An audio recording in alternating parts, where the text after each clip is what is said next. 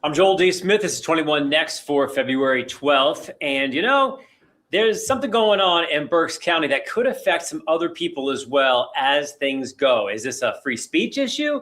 Is this an issue when it comes to immigration enforcement? And what should schools do when it comes to their policies? Let's bring in Lily Sexton on this and hash this out. So we'll start with there is a new facility that just got purchased. So the building existed already. We're looking at it here.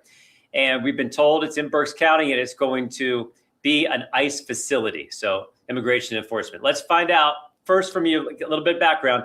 What is said is going to be there?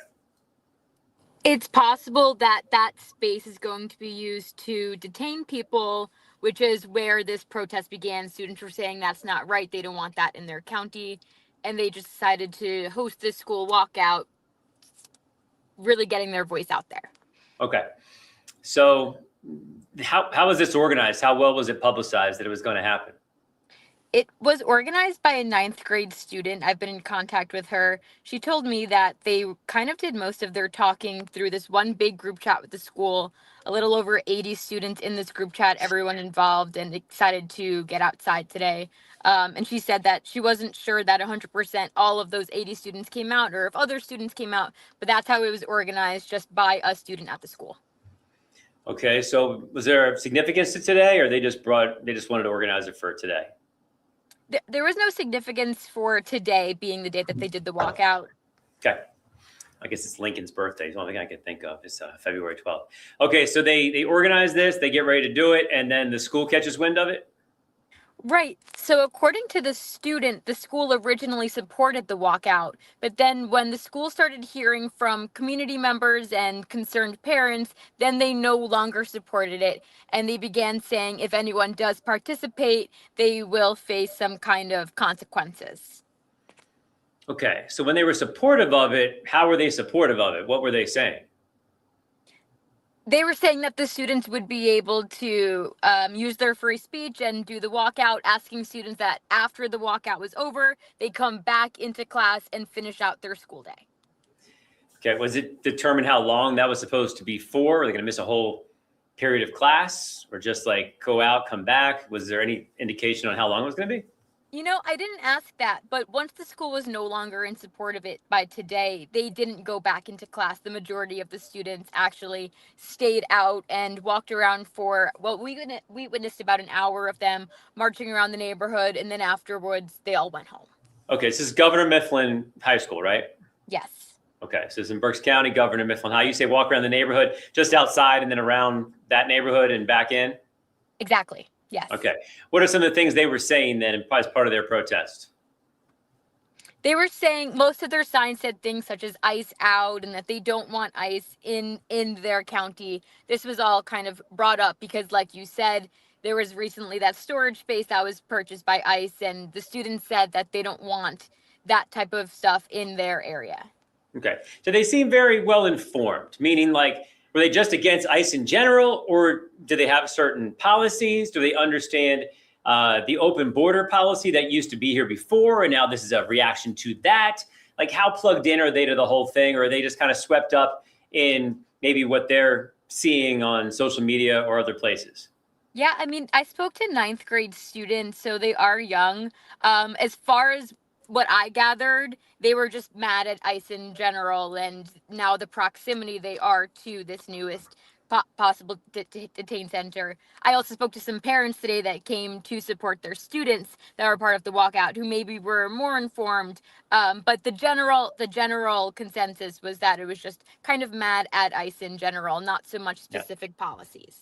Do they feel like they were going to get anywhere with this? Because it's already happened. You know what I mean? It's not like they're deciding whether or not to purchase this place or deciding if the local government is going to, sell it or not. I mean, this has already occurred.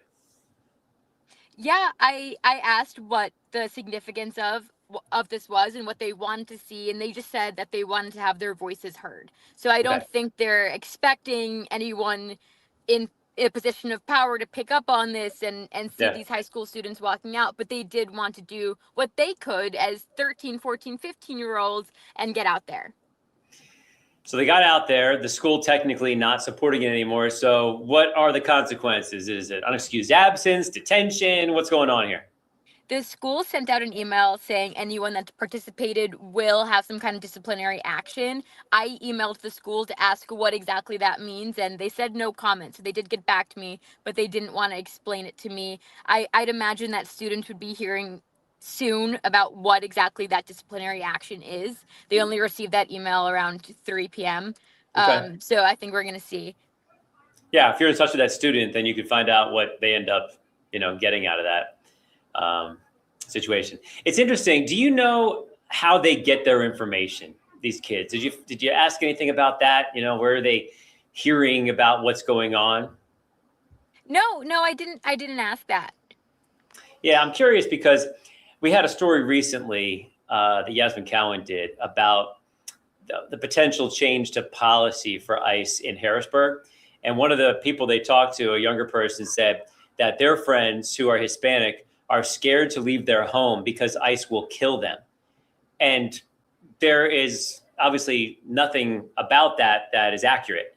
There's been some situations where there's been conflict. We've seen that where unfortunately people die, but simply being Hispanic and being outside is not something that puts your life in danger. And yet this person thought that. So that's why I was curious, where are people getting this information that just being Hispanic is a danger to your life if ICE is around? So maybe that's a question for next time if you talk to these folks, because, we're all kind of victims of whatever we consume news-wise, and making sure we get accurate information and a full story is important. I'll give you the last word on this. Your takeaways from the story today.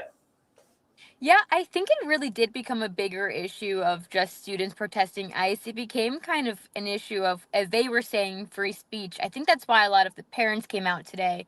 The school was very taking a lot of action, or threatening at first a lot of action against these students for walking out and then going back into class despite having their teacher support and thinking it wouldn't disrupt their day too much. So they were saying it was kind of not just a protest on ICE, but also a matter of being able to have free speech. Yeah. So I think it really did become a bigger issue here at this protest today. Yeah, it's a good question because, you can still say whatever you want and you can do it after school, before school. But when you leave school, that is the time you're supposed to be there. So, just like if anybody else left without permission, there would be some sort of consequence. It seems it falls into that bucket, but this one's a little more organized. So it makes you wonder. All right, Lily Sexton, thanks very much. We're looking forward to seeing your stories tonight at 5 and 6. Folks, what do you think about this?